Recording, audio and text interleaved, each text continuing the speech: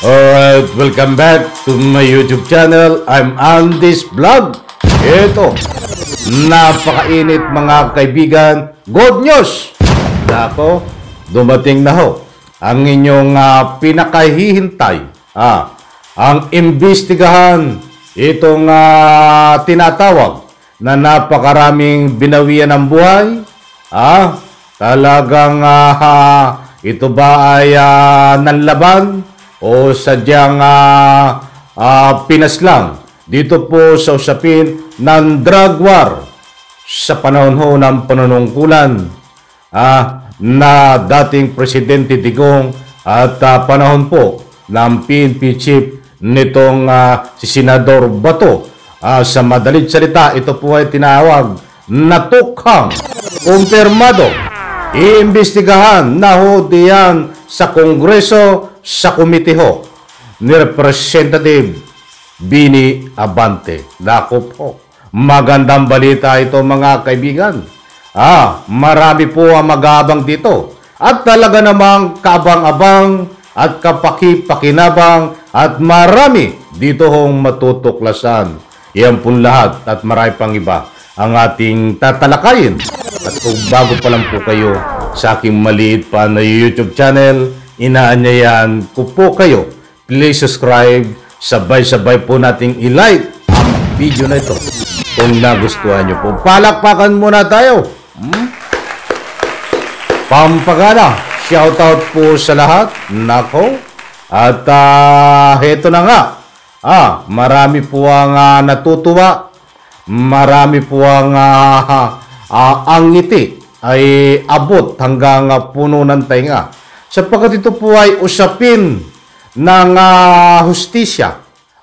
Usapin na dapat mabigyan at alamin kung ano po ang buong katotohanan dito sa tinatawag na drug war, tukhang nung panahon ho ng dating Presidente Digong. Nako po.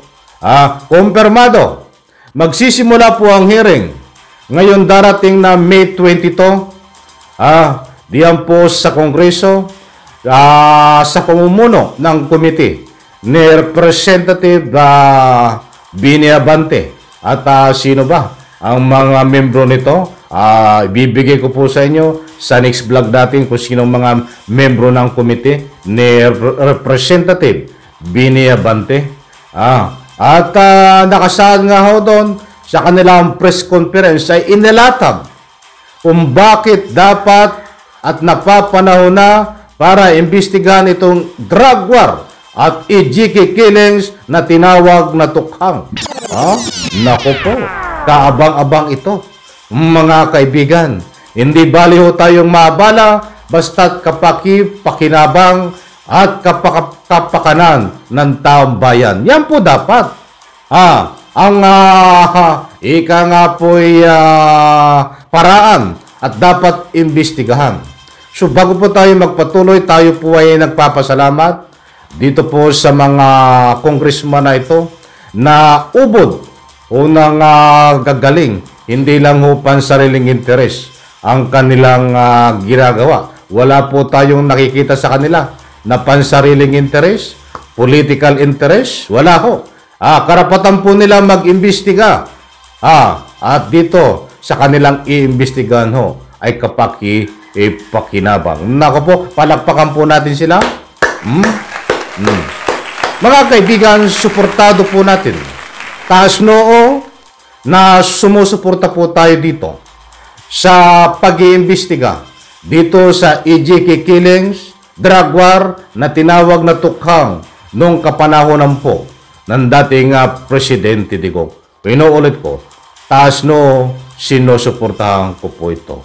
But anyway, ayaw ko naman kayong pangunahan mga mahal kung taga-subaybay. Sumusuporta po ba kayo dito sa pag-iimbestiga sa EJK killings, drug war na tinawag na tukhang? Any comment, any reaction, diyan po sa comment section. Ay wag po kayong matakot. May kalayaan po kayo magbigay ng anumang public opinion. Kung sumusuporta kayo dito, Maraming salamat at kung hindi naman, ay opinion nyo po yan. Yan ay buong puso ko din hong nire-respeto. Dire-diretso po tayo. Nako po, napakainit na usapin. Ha? Sapagkat kung matatandaan nyo ho, magugunita nung panahon ho ng dating Pangulong Duterte. Tayo po ay isa rin ho sa mga nabudol na paniwala dito sa usapin ng tukhang. Magigising ka na lang, ha? I remember, nagigising ako isang umaga. Ay napakadami hong binawian ng buhay. Yung iba ho ay nagkalat sa lansangan. Yung iba ay tinapon. Yan po ay nung panahon ng dating Pangulong Digong. At naniwala ho tayo, mga kaibigan, sa kanyang adikain dito sa tukhang kahit marami ho ang araw-araw na binabawian ng buhay. Sapagkat pumapasok ho sa ating puso at isipan noon. Ay ganyan ang budol eh. Ganyan nung malakas makabudol. Pumapasok sa ating puso at isipan noon na talagang legit. So, paano pa tayo hindi maniniwala? Nagpapasalamat tayo noon dahil nababawasan sa ating lipunan ang mga gumagamit na pinagbabawal na gamot. At yung mga binawian ng buhay ay nga po'y sangkot at nanlaban. Ay, naniwala tayo noon eh, di ba? Ba't ngayon lumipas ho? Ang ikangay ating pag-analisa at lumipas din ang mga kapanahonan nitong Digong ay natuklasan ho. Natuklasan sa pamamagitan ng mga matitibay na ebidensya, testimonya ng mga biktima at kaanak at ang mga analyst, ng mga batikang analyst na may pinaghahawakan po sila. Na nga po'y ebidensya na ito ay hindi po legit. Pinalalabas na lang nila noong panahon ni Digong na legit at nang sa ganon ay mapatunayan na nga po'y porsigido sila. Hindi matuklasan na nga po'y hindi gawa-gawaan lamang kaya't sinasakripisyo ang buhay ng kapwa ko mahirap na di umano ay gumagamit ng bawal na gamot ng laban kaya binawian ng buhay. Sa madalit salita, napakarami pong binawian ng buhay ng dahil ho naniniwala ho itong kampo ni Digong, mga inutusan ni Digong napaslangin, sabihin nanlaban, sabihin na gumagamit ng pinagbabawal na gamot. Ba't hindi ho yan ang totoo? Unwari lang, kapag napag-initan ka, isa kang mahirap, katulad ko, gumagamit ka ng pinagbabawal na gamot, yari ka. Nanlaban ka, pero hindi ka naglaban, yari ka. Para lang mapatunayan na lehitimo itong operasyon ng tukhang, mga kaibigan. Yan po ang lumalabas ngayon, hindi ko po sariling kuro-kuro yan. Yan po ang lumalabas ngayon sa investigasyon. Pasintabi na ho, kaya't pumasok na rin po ang ICC. Ba't saka natin talakayin ang ICC? Dito muna tayo sa atin, sa loob ng Republika ng Pilipinas. Dahil may mga buhay na testigo, kaanak, biktima na nakasurvive. Na nagpapatutuo. Biktima sila ng EJK killings nitong si Duterte. Naku po, matindi, di ba? Ang kaabang-abang mga kaibigan dito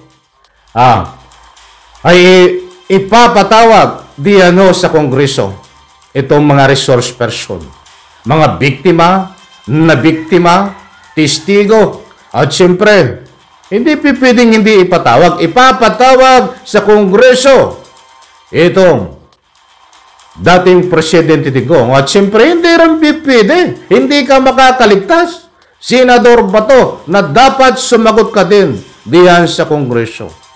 Mga kaibigan, Hindi po ito paninira ng kapwa. Hindi po ito political na paninira. Panahon na po para imbestigahan. Ang pag-iimbestigaho diyan po sa Kongreso ay para lumabas ho ang buong katotohanan at para managot ho kung sino ang dapat managot dito.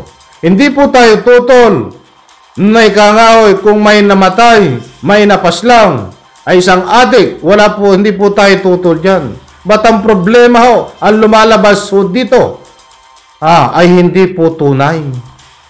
Pinapalabas na isang adik, pinapalabas na ikangapoy gumagamit ng bawal na gamot, at pinapalabas na nanlaban. O sige, kahit gumagamit ka, may karapatan ka rin mabuhay at magbago. Wala po sa sinasaad ng ating batas na kapag gumagamit ka ng pinagbabawal na gamot, ay kailangang paslangin ka.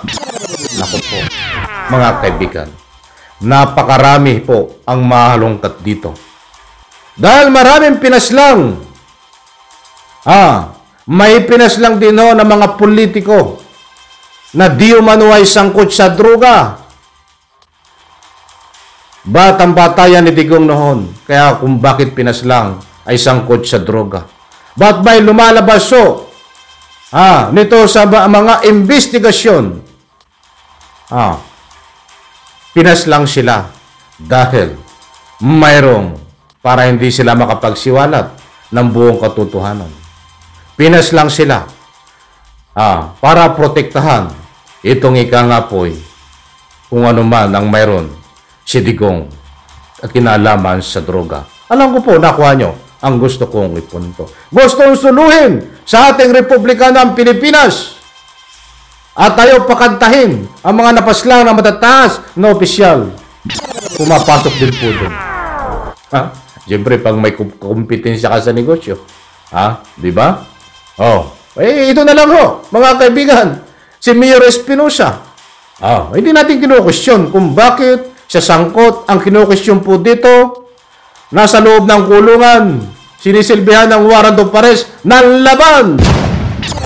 Walang buhay, binawian ng buhay. Pinaslang dahil ng laban. Nasa loob ka ng kulungan, ika nga po'y manlalabang ka. Paano nangyari yun? Pumapasok din ho dyan yung kompetensya at baka maikanta ni Espinosa. Kaya't inunahan na, pinalabas na nanlaban din, mga kaibigan. Mga pinangalanan ng mga general, hindi ho naparusahan. Pinangalanan lang, wala pong nangyari. Mga politiko na matataas pinangalanan din, wala din pong naparusahan. Pero yung iba ho ay may namatay. Binigyan lang ng 10 lang ho, kunwari lang. Sinakripisyo yung ibang buhay. But dito sa kapwa natin may hirap patulad ko na napagbintangan lamang para lang maging legit ang operasyon kuno na tukhang ijikikiling sa pumapasok. Pinaslang, pinapaslang, tinaniman ng droga. Yan po ang tatalakayin lahat, mga kaibigan. Diyan ho sa Kongreso. Bahagi po ng gaganapin na Kongreso. Diyan po na pagtatalakay sa pangunguna ho ni Representative Abante. Naku po, kinulan tayo sa oras, mga kaibigan. Muli po magkakaroon ng investigasyon diyan sa Kongreso. Diyan po sa tinatawag na EJK killings. Maraming salamat. Pagpalain po tayo lahat. Isang like lang po sa video na ito. Bye-bye. Palakpakan.